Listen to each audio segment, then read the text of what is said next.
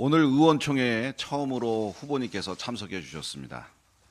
후보님과 우리 당 의원님들과의 소통의 자리가 되고 또 단일화와 관련해서 보다 진전된 논의의 장이 되기를 바랬지만 그렇지 못했습니다.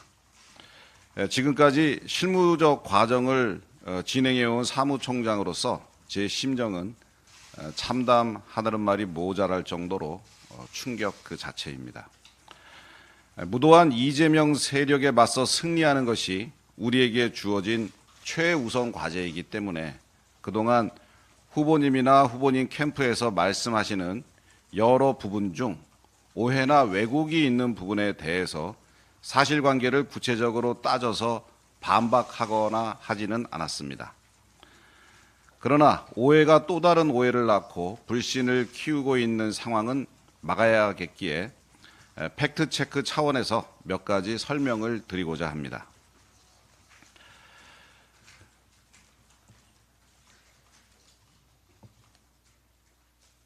오늘 의총에서도 말씀이 계셨습니다만 전당대회 직후 3시간 만에 당대표와 원내대표, 사무총장이 찾아와서 단일화를 하라고 압박했다라고 이야기하셨습니다. 우리 당원들조차 이 말이 사실이냐 믿지 못하겠다라는 말씀들을 하고 계셔서 설명을 좀 드립니다. 전당대회 직후에 저희 3인이 김문수 후보 캠프를 찾아가서 후보실에서 김문수 후보를 만난 건 사실입니다. 그날은 사실 가기 전부터 오늘은 단일화 얘기 같은 거 절대 하지 말고 덕담만 하자, 축하 인사하자 이렇게 하고 갔었고 실제로 덕담만 하고 축하 인사하고 커피 한잔하고 올 생각이었는데 당시 그 자리에 착석해 있던 김재원 후보 비서실장이 결심사항이라고 쓰여진 프린트되어진 A4 한 장을 후보님께 갖다 드렸습니다. 거기 맨 위에는 선대위원장 해서 한동훈 후보 등 같이 경선을 치렀던 후보들의 이름이 쭉 나열되어 있었습니다. 그래서 첫 번째 말씀하시기를 선대위원장에는 한동훈 후보, 누구 후보 이런 식으로 하겠다라고 말씀을 하셨는데 인원이 좀 많다 보니까 참여했던 권영세 비대위원장님께서 2차에 경선했던 한 4분 정도만 하시고 또 황우여 선관위원장이라든지 또 원로분이라든지 이렇게 해서 하시는 게 어떠냐라고 말씀을 하셨는데 아닙니다. 그냥 하셔야 된다라고 얘기하셔서 거기 있는 비대위원장님이랑 저랑 권성동 원내대표랑 네 알겠습니다라고 했습니다. 그리고 그 선대위원장 명단에 대해서는 그 이후에 저희가 비대위를 통해서 이미 구성을 했다는 것은 잘 알고 계실 겁니다. 그리고 두 번째로 써 있는 것이 사무총장 장동혁이라고 되어 있었습니다. 그래서 후보님께서 사무총장은 장동혁 의원으로 하겠습니다. 우리 이양수 사무총장도 일을 잘하지만 장동혁 사무총장으로 하겠습니다. 그래서 그 셋이서 네 알겠습니다. 여기에 뭐 이견을 붙이거나 할 수가 없는 문제고요. 네 알겠습니다. 그랬습니다. 그리고 세 번째로 맨 적혀 있는 것이 비서실장 김재원 이렇게 해서 후보 비서실장은 김재원 후보로 한다는 것을 그 자리에서 알았습니다. 그리고 나서 선대위 구성이나 뭐 이런 것에 대해서 많은 말씀을 하셨습니다. 그런데 이제 그 중에 하나가 관훈 클럽 토론회에서 단일화되기 이전에는 선대위 구성 자체를 못하겠다고 저희가 그랬다고 하시고 이것은 사실 완전한 해당 행위이고 선거를 안 하겠다는 선거운동을 못하겠다는 것 이런 자체가 벌써 상당한 문제입니다라고 말씀을 하셨습니다. 사실 그 자리에서 쭉 선대위 구성에 대한 말씀을 하셔서 근데 선대위는 단일화를 좀 하시고 구성하시는 게 어떠시겠습니까? 라고 제가 물은 거는 사실이고요. 그거에 대해서 후보님께서 아닙니다. 지금 당장 해야 됩니다. 라고 얘기하셔서 네 알겠습니다. 그래서 그것도 못하겠다고 한 것이 아니고 후보님께서 그렇게 하라고 해서 하겠다고 했습니다. 그리고 비대위 열어서 선대위 구성을 했고요.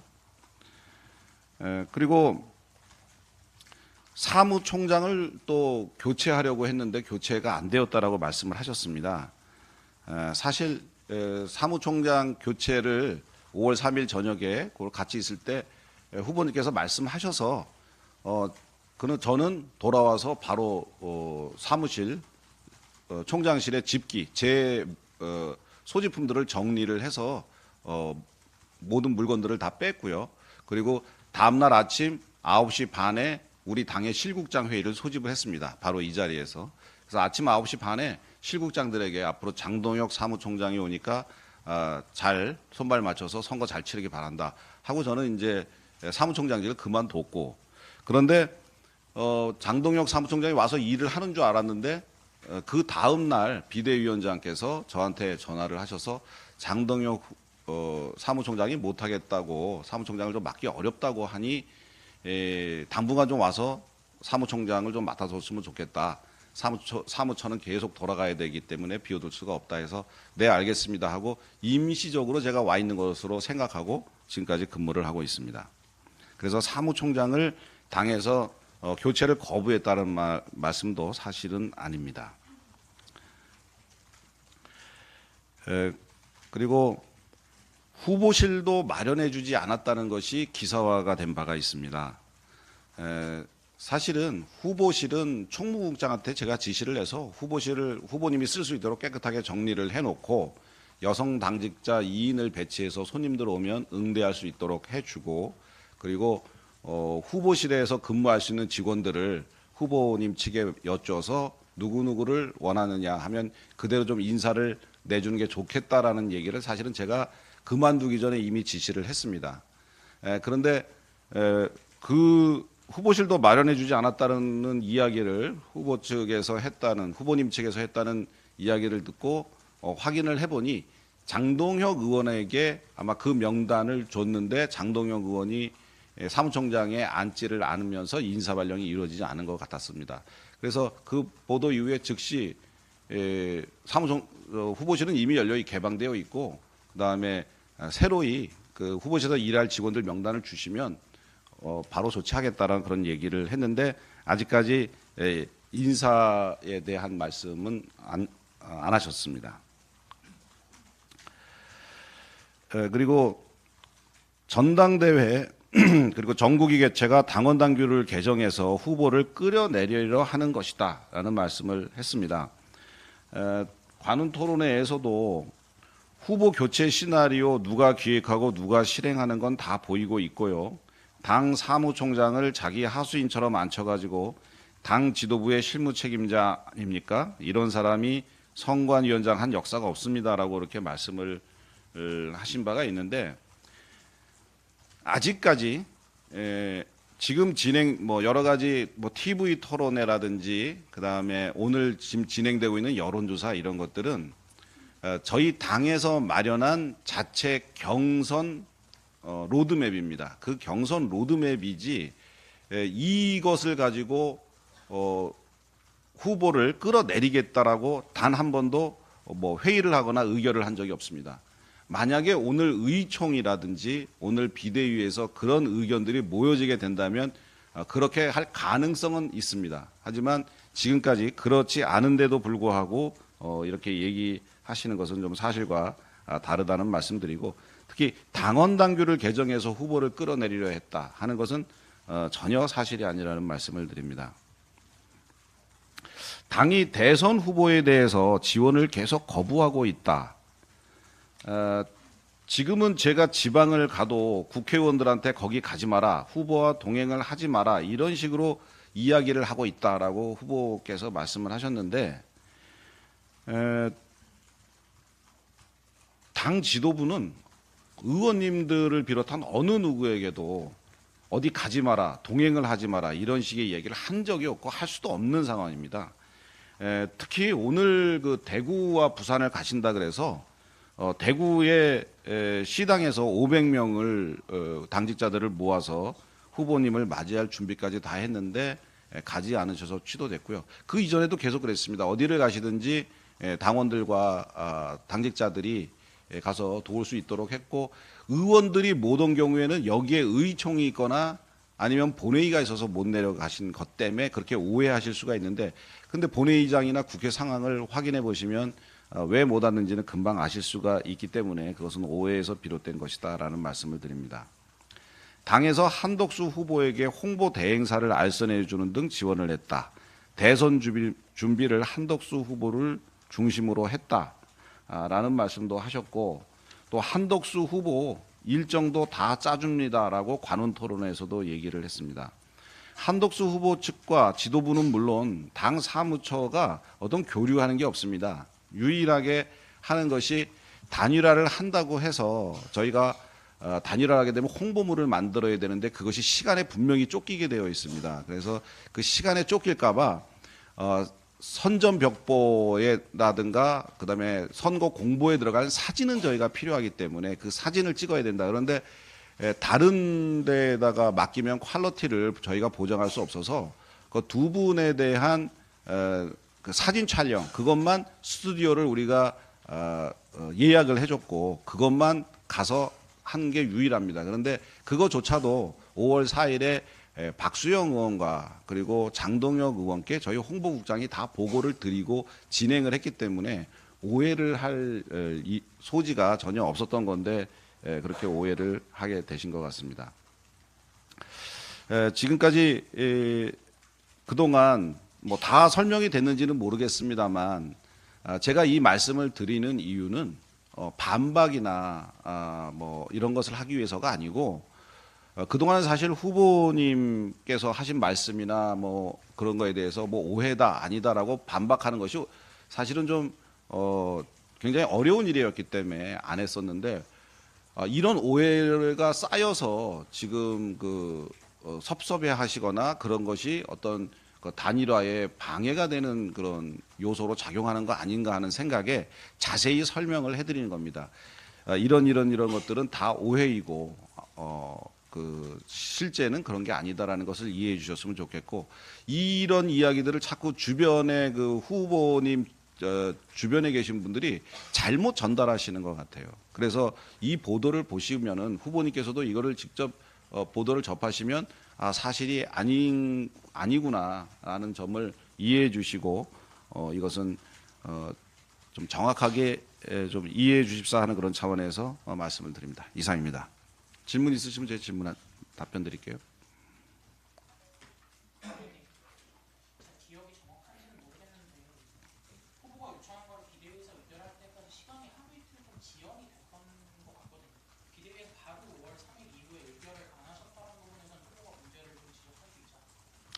그 비대위라는 게 이제 월요일하고 목요일 날 저희가 예정돼 있기 때문에 항상 텀이 좀 있습니다. 뭐 긴급 비대위를 연다고 해도 특별한 일이 있어도 매일매일 비대위를 열 수는 없고 한 2, 3일 간격으로 좀 여는 거거든요. 그래서 그 정도의 기간, 하루 정도의 기간, 이틀 정도의 기간은 이해해 주시는 게 좀 당연한 거 아닌가 하는 생각이 들고 그것은 또 후보님도 정당 생활 오래 하셔서 잘 알고 있으리라고 생각합니다.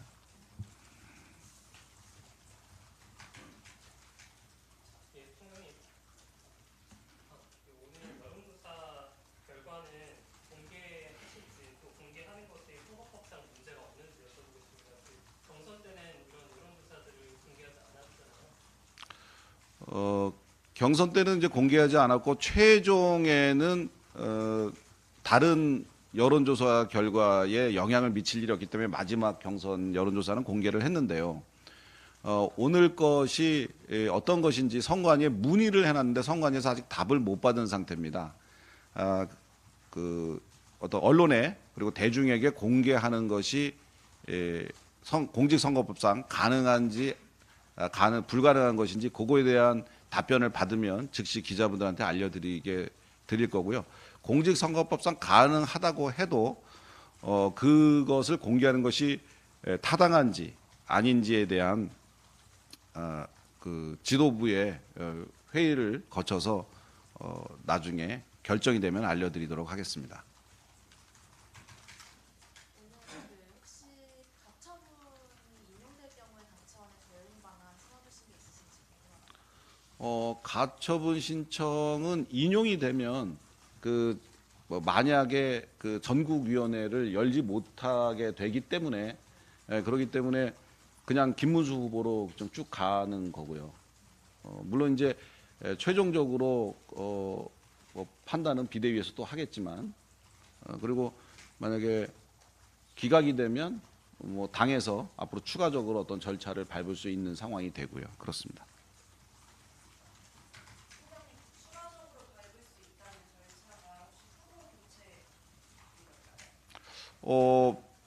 만약에 단일화 여론조사 결과가 김문수 후보님이 높게 나왔으면은 뭐 후보 교체 같은 건 할 일이 없는 거고요. 만약에 한덕수 후보님이 더 높게 나온다 하면은 그 다음 절차를 밟느냐 안 밟느냐는 그 뭐 비대위원회의 의견, 그러니까 집단지성에 의해서 움직이는 거죠. 지금은 아직 결정된 바는 없습니다. 네. 지금 김문수 후보 측에서 신청을 한 게 5일에 공고한 것과 7일에 공고한 전국위원회와 전당대회가 있습니까? 근데 그게 만약에 개최를 하지 말라고 법원이 실제로 판결을 한다 하더라도 그 추후에 당이 소집하는 전당대회는 좀 개최할 수 있는가? 법원의 판단과 지금 뭐 전당대회와 전국위원회 다 가처분 신청을 내놨기 때문에 뭐 그 한 건 한 건 따로 하는 게 아니고 종합적으로 심사를 합니다. 지금 내놓은 가처분에 대해서. 그래서 그 결과에 저희는 따르면 됩니다.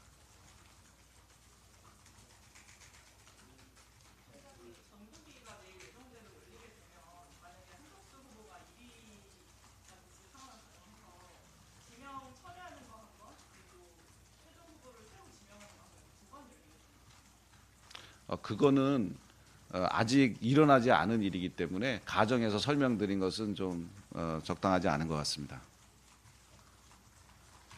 당 일각에서는 끝내 단일화가 안 되면 당이 이제 후보를 내지 않는다까지 얘기가 나오고 있는 것 같아요. 일부분도 지지부에서도 실제로 검토를 했습니다. 아직까지 검토된 바는 없고 그다음에 제가 말씀드릴 사안은 아닌 것 같습니다. 어제 라디오에서 단일화를 해야 되는 이유로 이제 당원들 87% 정도가 찬성을 한다. 근데 이게 그 응답률이 33% 정도밖에 안 되더라고요. 이제 응답률 자체가 낮은데 설득력이 있느냐 하는 생각이 좀 들고요. 그 첫 번째 거부터 말씀드릴게요. 87%가 이제 높았는데 응답률이 한 33%라고 했는데 대단히 높은 수치입니다. 보통 선거를 막 그 8명의 후보가 또는 4명의 후보가 막 그 표를 얻겠다고 전국적으로 선거를 하고 투표 동료를 하고 그래도 50% 정도밖에 안 나오거든요.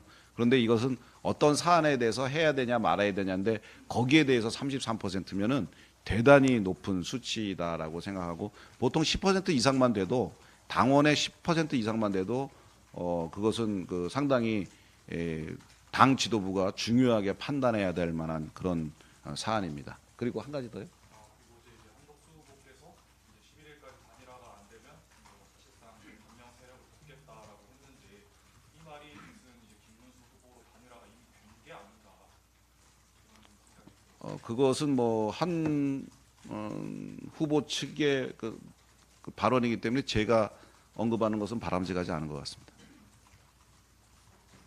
이 정도 하시죠? 하나만. 보통 단일화할 때는 양 당사자 간 이제 합의해서 보통 문항이나 횟수나 시기 같은 거를 다 조절해서 이제 가져가잖아요. 근데 이번 경우에는 무산되는 경우도 있지만 당이 주도해서 한번으로 끝나는 건데 그걸 근거로 만약에 후보 교체하게 되면 나중에 정당성 논란이 있을 것 같은데 지도부 대응 방안이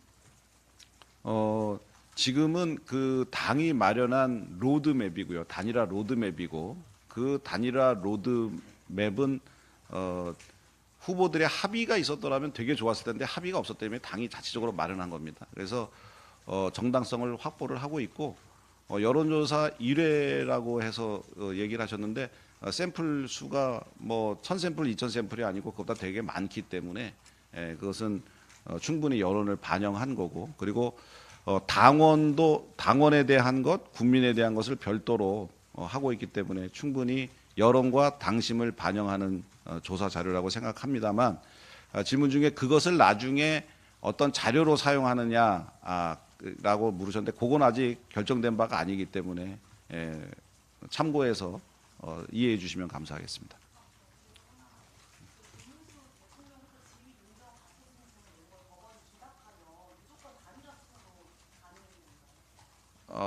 그건 이제 김문수 후보 측에다가 좀 여쭤보셔야 되는데, 현재 저희가 단일화로 가고 안 가고 결정은 오늘 여론조사 결과를 보고 의총을 한 이후에 비대위를 열어서 그걸 의결하느냐 안 하느냐에 달려 있고, 뭐 여러 가지 가처분에 대한 인용이나 기각 이런 거는 그 어떤 사실이고, 그것에 의해서 우리가 법적인 구속력이나 그런 것을 갖는다는 뜻이지, 우리의 결정 사항하고는 상관이 없습니다. 네. 이상입니다.